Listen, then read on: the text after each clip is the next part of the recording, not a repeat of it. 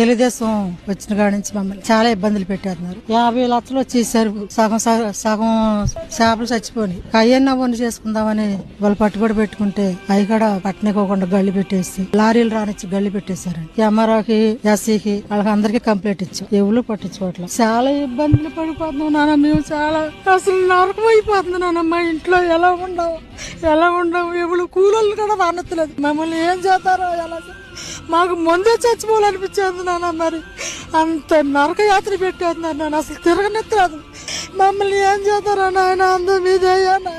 ఈ ప్రభుత్వం వచ్చిన కాడిచానా మమ్మల్ని, మా బిడ్డలు ఏమైపోతారో మేమేమైపోతామని ఆలోచించాము. 10 మాసాల నుంచి మా చెరువు పట్టుబడి అవనెత్తలేదండి. కూటమి ప్రభుత్వం వచ్చిన కాడి నుంచి కూడా చాలా నరకయాతన అనిపిస్తున్నాం మేము. మమ్మల్ని టార్గెట్ గా పెట్టుకుని వాళ్ళు మాకు ఏది కూడా రొయ్యల చెరువులు పట్టనెత్తలేదు, చేపల చెరువులు పట్టనెత్తలేదు, మేతలు రానెత్తలేదు, మిమ్మల్ని చంపేతాం నరికేతాం అని అన్న మాటలు మాట్లాడుతున్నారు. ఈ చేపల చెరువు 50 లక్షల రూపాయలు పెట్టుబడి పెట్టామండి.